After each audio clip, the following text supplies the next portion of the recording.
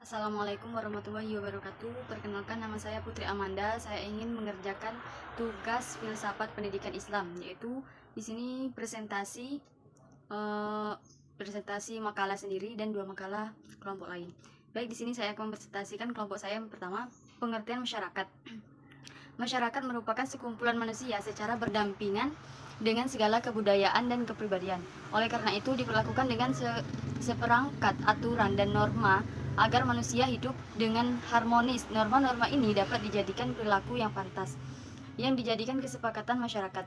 Sesungguhnya tugasnya masyarakat tersebut dalam Islam sebagaimana tugasnya, yaitu kontinu. Nah, kontinu adalah memasyarakatkan adab-adab tersebut dan mendidik putra-putrinya untuk memiliki adab yang islami. Juga mendidik murid-murid yang berakhlak Islam dalam seluruh jenjang tingkatan pendidikan, dari masa anak-anak, balita maupun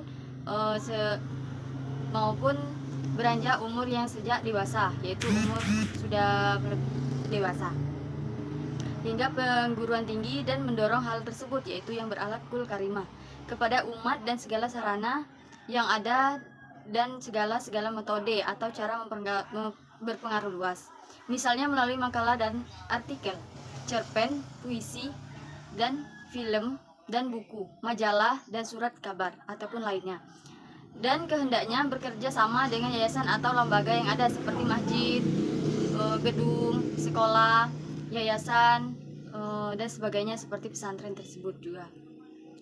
Dalam hadis ini, dalam hadis Rasulullah SAW menyatakan, an Habib Musa radhiyallahu anhu qala Rasulullah SAW, al mu'minu lil mu'min kal bunyani yasuddu ba'duhu ba'dan. Nah, di sini diriwayatkan Abi Musa berkata, Rasulullah SAW pernah bersabda, orang mukmin yang satu dengan yang lain bagai satu bangunan yang bagian-bagian dari mengkokohkan.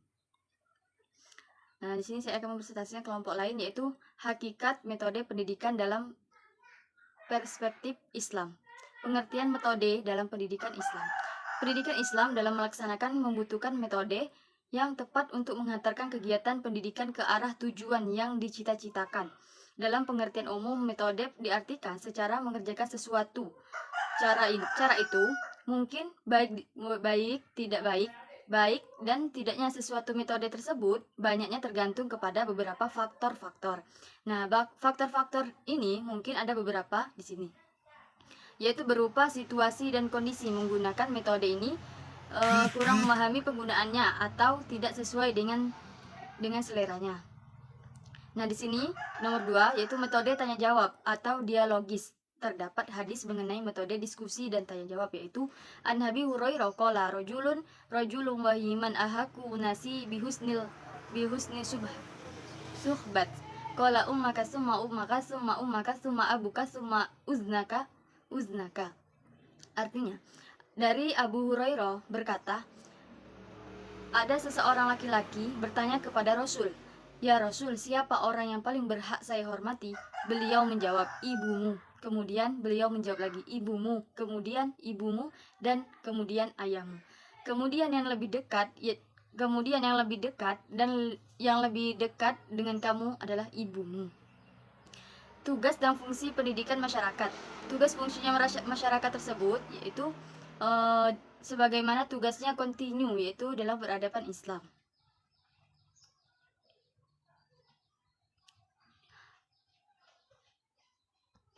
Makalah yang ketiga, yaitu hakikat tujuan pendidikan dalam perspektif Islam. Apa itu tujuan dari perspektif Islam?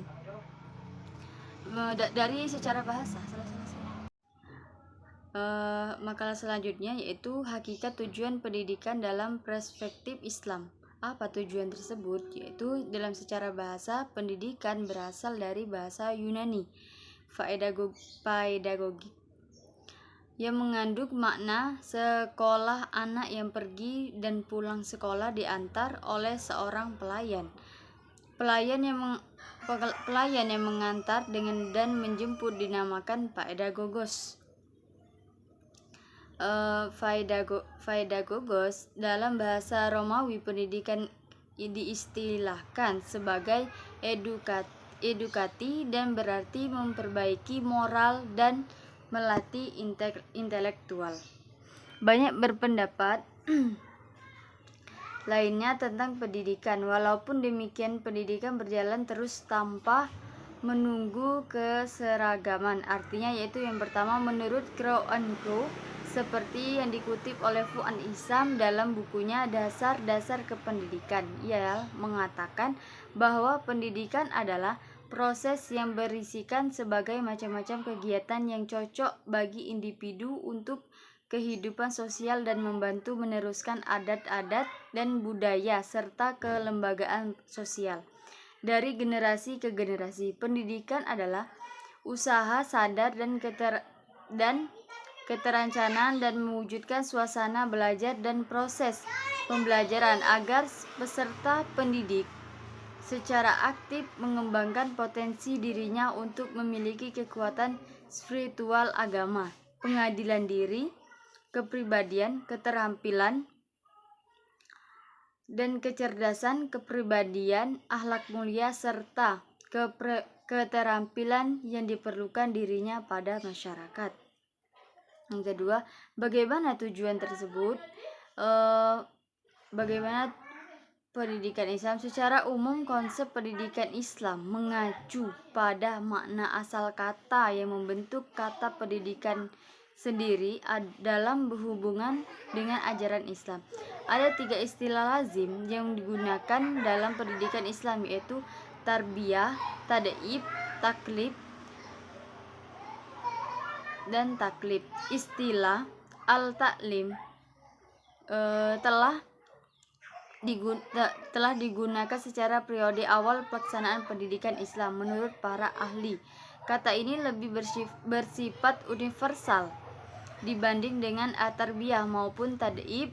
Rashid Ridho mengartikan taklim sebagai proses transmisi sebagai ilmu pengetahuan pada jiwa individu tanpa adanya batasan dan ketentuan tertentu.